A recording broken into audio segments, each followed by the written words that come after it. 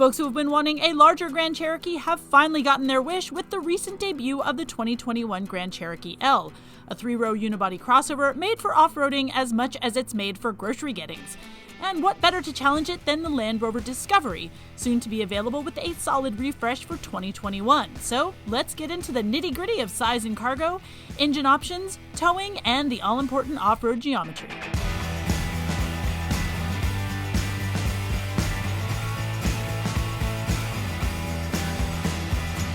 Now first off, I'm using the specs for the European Disco as the US specs haven't been released yet. However, I don't expect anything to change for the North American market. Size-wise, yeah, this Grand Cherokee L is a big boy. The wheelbase here is 121.7 inches, while the Discovery is just 115 inches. And with an overall length of 204.9 inches, the Grand Cherokee L makes the 195-inch Discovery look downright diminutive. Both are closer in width though, with the Jeep coming in at 77.9 inches without mirrors, the Land Rover just about an inch wider at 78.7 inches. But look, it's the third row you're interested in, right? With all that extra mass, the Grand Cherokee L must have more room for those rearmost passengers. Survey says, nope. The Grand Cherokee L has 37.3 inches of headroom in the third row, the Discovery a little bit more at 37.9 inches. As for legroom, the Grand Cherokee leaves 30.3 inches of space for passengers' comfort. The Discovery, however, goes much bigger at 33.4 inches. I know, I was surprised too. But it looks like the Grand Cherokee is spending all that space on cargo. Behind the rear seats, it has 17.2 cubic feet of space compared to the paltry 9.1 cubes behind the third row in the Discovery. Fold those seats down in the Grand Cherokee L and you'll net 46.9 cubes, but only 40.1 in the Discovery. Overall, the Jeep can manage 84.6 cubic feet of space with the second and third rows folded. The Discovery catches up here at 84.4 cubic feet. Now, when it comes to size, I'm going to give it to the Discovery. I mean, from the numbers, the Land Rover has managed to package more room for people into a smaller footprint. Sure, it suffers with cargo space behind the third row, but if you're getting the Disco with the third row, you're obviously prioritizing people over things. These two crossovers couldn't have more dissimilar powertrains if they tried. The base engine option for the Grand Cherokee L is the stalwart 3.6-liter V6, good for 290 horsepower and 257 pound-feet of torque. Meanwhile, the 2-liter turbocharged inline 4-cylinder in the Disco pushes out a comparable 296 horses and 295 pound-feet of torque.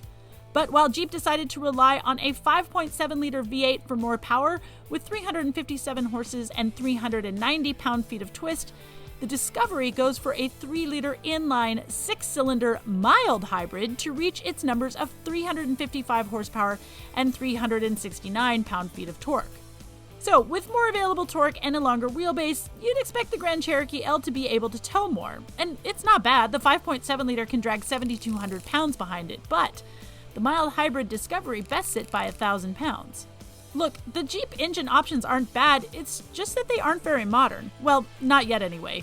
Jeep has said that a 4xe version is coming, but Land Rover is already on the electrification bandwagon with that mild hybrid option, so point here to the Disco. Both Jeep and Land Rover are known for their off-pavement prowess. I mean, sure, neither the Grand Cherokee L nor the Discovery are the top model for dirt driving, but they certainly are not new to the game either. Both come with optional air suspension, so the numbers I'm going to use here are assuming the tallest ride height available. The Grand Cherokee starts with the normal ride height of 8.3 inches, but it can be raised up to 10.9 inches. The Discovery has a base ride height of 8.1 inches, but fill up those airbags and you're looking at 11.1 inches of ground clearance. The Grand Cherokee L has an approach angle of 30.1 degrees, the Discovery riding better at 34 degrees. The departure angle of the Jeep is 23.6 degrees, the Land Rover again besting it at 30 degrees. And with that long wheelbase, the Grand Cherokee suffers with a 22.6 degree breakover angle, the Disco faring much better at 27.5 degrees. Plus, there is a huge difference in water fording here, just 24 inches for the Grand Cherokee, a whopping 35.4 inches for the Discovery.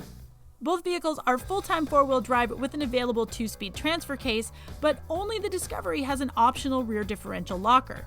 I mean, the numbers don't lie, y'all. The Discovery is kind of taking the off-road cake here.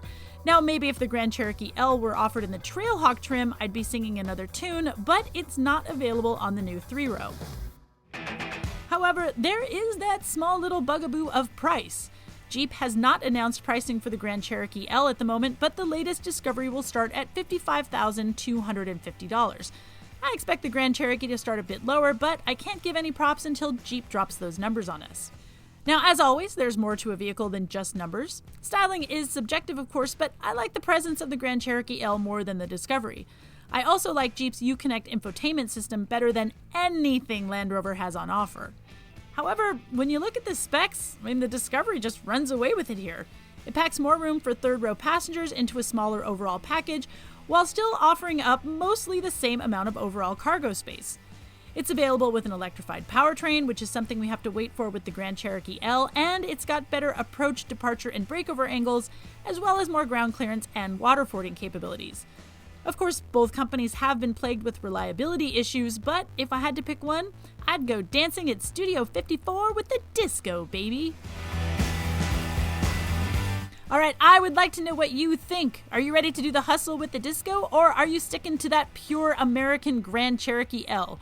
Let me know in the comments. Let me know which other cars you want me to compare, and as always, be sure to like and subscribe.